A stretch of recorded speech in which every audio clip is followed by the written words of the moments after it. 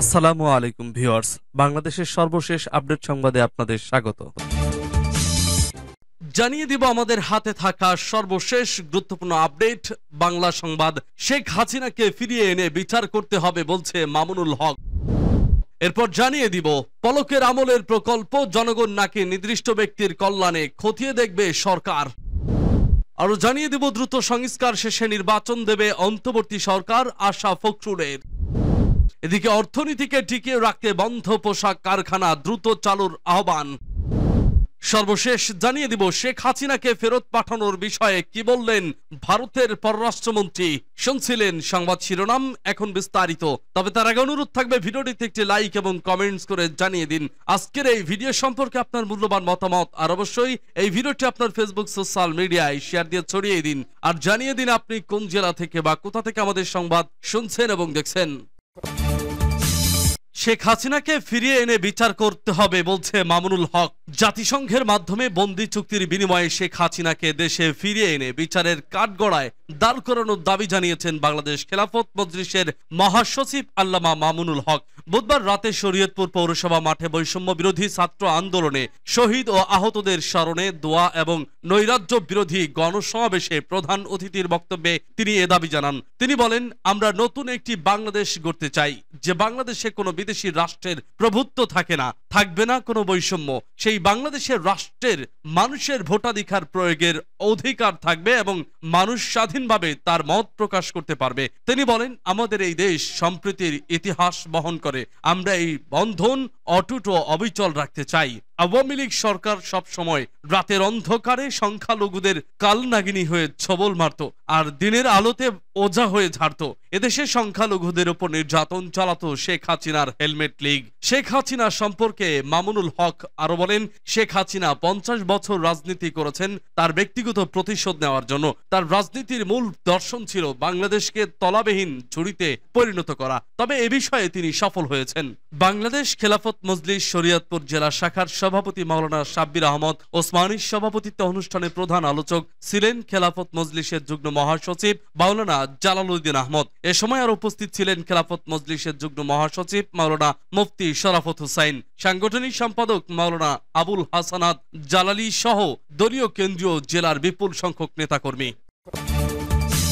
পলকের আমলের প্রকল্প জনগণ নাকি নির্দিষ্ট ব্যক্তির কল্যাণে খতিয়ে দেখবে সরকার। ক্ষমতাচ্যুত আওয়ামী লীগ সরকারের আমলে টানা 10.5 বছর তথ্য যোগাযোগ প্রযুক্তি প্রতিমন্ত্রীর দায়িত্ব পালন করেন জুনাইদ আহমেদ পলক। আইসিটি মন্ত্রণালয়ের 2023-24 অর্থ বছরে 25টি প্রকল্পে 1912 কোটি 10 লাখ টাকা বরাদ্দ দেওয়া হয়। এই প্রকল্পগুলো নিয়ে প্রশ্ন উঠেছে, প্রকল্পগুলো দেশের জনগণের কল্যাণে নাকি আওয়ামী লীগ সরকারের কোনো ব্যক্তির পছন্দে, নাকি কোনো ঠিকাদার বা কোনো গোষ্ঠীর কল্যাণে নেওয়া হয়েছে তা খতিয়ে দেখবে সরকার। প্রয়োজনে বরাদ্দ সহ প্রকল্পের সংখ্যাও কমাবে। যদি ব্যক্তি স্বার্থে প্রকল্পগুলো নেওয়া হয় তবে দায়ী ব্যক্তিদের শাস্তির আওতায় আনা সহ সেই প্রকল্প বন্ধ করে দেওয়া হবে। প্রকল্পটি যদি মাঝপথ পর্যন্ত বাস্তবায়িত হয় তবু বন্ধ করে দেবে সরকার। এসব প্রকল্পের বিষয়ে চুলছেরা বিশ্লেষণ করছে পরিকল্পনা মন্ত্রণালয়ের বাস্তবায়ন, পরিবীক্ষণ ও মূল্যায়ন বিভাগ। সংশ্লিষ্ট সূত্রে জানা গেছে 2008 সালে নবম জাতীয় সংসদ নির্বাচনে নাটোর 3 আসন থেকে আওয়ামী লীগের মনোনয়নে সংসদ সদস্য নির্বাচিত হন জুনাইদ আহমেদ পলক। তখন তার বয়স ছিল 28 বছর। এরপর 2014, 2018, 2024 সালের নির্বাচনেও তিনি জয়ী হন।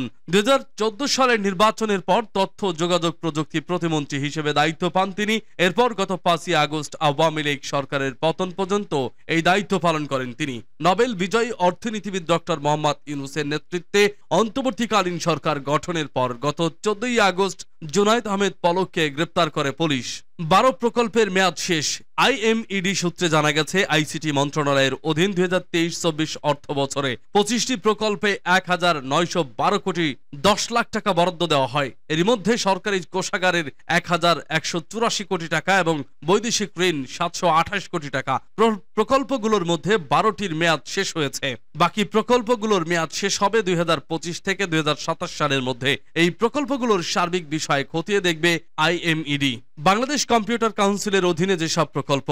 IMED সূত্র জানায় 2023-24 অর্থ বছরে বাংলাদেশ সরকারের জন্য নিরাপদ ইমেইল ও ডিজিটাল লিটারেসি সেন্টার স্থাপন প্রকল্পে 20,89,00,000 টাকা এবং জাতীয় তথ্য ও যোগাযোগ প্রযুক্তি অবকাঠামো উন্নয়ন ইনফো সরকার প্রকল্পে 48,81,00,000 টাকা বরাদ্দ দিয়েছে সাবেক আওয়ামী লীগ সরকার। দুটি প্রকল্পের মেয়াদ শেষ হয়েছে 2023 সালের 31 ডিসেম্বর।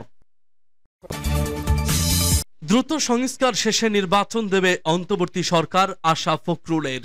রাষ্ট্র সংস্কারের কাজ অতি দ্রুত শেষ করে ডক্টর মোহাম্মদ ইউনূসের নেতৃত্বাধীন অন্তর্বর্তী সরকার নির্বাচন দেবে বলে আশাবাদ ব্যক্ত করেছেন বিএনপির মহাসচিব মির্জা ফখরুল ইসলাম আলমগীর। বৃহস্পতিবার রাজধানীর নয়াপল্টনে বিএনপির কেন্দ্রীয় কার্যালয়ে সাংবাদিক সম্মেলনে এ আশাবাদ ব্যক্ত করেন তিনি। মির্জা ফখরুল বলেন, অন্তর্বর্তী সরকারের প্রধান উপদেষ্টা ডক্টর মোহাম্মদ ইউনূস যে সংস্কারের সিদ্ধান্ত নিয়েছেন তা যেন দ্রুত বাস্তবায়ন করা হয়। তিনি বলেন, জনগণের শাসন প্রতিষ্ঠার জন্য দ্রুততম সময়ের মধ্যে জনগণের নির্বাচিত জনপ্রতিনিধিদের কাছে ক্ষমতা হস্তান্তর জন্য পদক্ষেপ নিতে হবে। সংস্কারের জনগণের চাওয়া ও প্রয়োজনকে মূল্যায়ন করতে হবে। বিএনপির কর্মসূচি নিয়ে তিনি জানান, 15 সেপ্টেম্বর আন্তর্জাতিক গণতন্ত্র দিবসকে প্রাতিষ্ঠানিক রূপ দেওয়ার জন্য 2 দিনের কর্মসূচি নিয়েছে বিএনপি। 14 সেপ্টেম্বর বিকেলে কেন্দ্রীয় শহীদ মিনারে সমাবেশ করা হবে। 15 সেপ্টেম্বর নয়াপল্টনে সমাবেশ হবে। একই দিনে বিভাগীয় শহরে গণতন্ত্র র্যালি অনুষ্ঠিত হবে। অর্থনীতিকে টিকিয়ে রাখতে বন্ধ পোশাক কারখানা দ্রুত চালুর আহ্বান। দেশের অর্থনীতিকে টিকিয়ে রাখতে শ্রমিক, মালিক ও সরকারের সম্মিলিত উদ্যোগ বন্ধ পোশাক কারখানাগুলো দ্রুত চালু করার আহ্বান জানিয়েছেন ব্যবসায়ীদের শীর্ষ সংগঠন Bangladesh chambers of commerce and ইন্ডাস্ট্রির প্রশাসক মোহাম্মদ হাফিজুর রহমান। বৃহস্পতিবার রাজধানীর মতিঝিলে চেম্বার ভবনে সংগঠনটির প্রশাসক হিসেবে যোগ দিয়ে তিনি এ আহ্বান জানান। হাফিজুর রহমান বলেন, শ্রমিক অসন্তোষের কারণে অনেকেই পোশাক কারখানা বন্ধ রয়েছে। দেশের অর্থনীতিকে টিকিয়ে রাখতে হলে বন্ধ এসব পোশাক কারখানা দ্রুত চালু করতে হবে। এজন্য শ্রমিক, মালিক ও সরকারের সম্মিলিত উদ্যোগ প্রয়োজন। এ সময় ব্যবসায়ীরা নবনিযুক্ত প্রশাসকের কাছে অভিযোগ করেন, FBCI পর্ষদে সব সময় সরকারের এজেন্ট নিযুক্ত হতেন। তারা সুযোগ সুবিধা নিতেন। সাধারণ পরিষদে প্রায় 2000 এবং চেম্বার গ্রুপে 400 সদস্য আছেন। জেনারেল বোর্ডের সদস্যরা তাদের সুবিধা অসুবিধা দেখতেন না। বড় ব্যবসায়ীরা বিভিন্ন সুবিধা পেতেন আর ছোট ব্যবসায়ীরা বঞ্চিত থাকতেন। শেখ হাসিনাকে ফেরত পাঠানোর বিষয়ে কি বললেন ভারতের পররাষ্ট্রমন্ত্রী? ছাত্র জনতার আন্দোলনের মুখে গত 5ই আগস্ট পদত্যাগ করে দেশ থেকে পালিয়ে ভারতে যান শেখ হাসিনা। এরপর থেকে সেখানেই অবস্থান করছেন তিনি। এর মধ্যে বেশ কিছু মামলাও হয়েছে তার বিরুদ্ধে। এমন প্রেক্ষাপটে শেখ হাসিনাকে দেশে ফিরিয়ে প্রত্যাবর্তন এনে বিচারের জোরালো দাবি উঠেছে। বাংলাদেশ এর বর্তমান অন্তর্বর্তী সরকার শেখ হাসিনার প্রত্যাবর্তন চাইবে কিনা, চাইলেও ভারত কি করবে, অর্থাৎ তারা হাসিনাকে ফেরত পাঠাবে কিনা, এমন নানা বিষয়ে চলছে আলোচনা। এর মধ্যে এই বিষয়টি নিয়ে কথা বলেছেন ভারতের পররাষ্ট্রমন্ত্রী এস জয়শঙ্কর। বাংলাদেশের সাবেক প্রধানমন্ত্রী শেখ হাসিনাকে বাংলাদেশে ফেরত পাঠানোর বিষয়ে প্রশ্ন করা হয়েছিল ভারতের পররাষ্ট্রমন্ত্রীকে। উত্তরে তিনি বলেছেন, তারা বাংলাদেশের বর্তমান সরকারের সঙ্গে কাজ করেছেন এবং এটি তারা কূটনৈতিক চ্যানেলের মাধ্যমে করেন।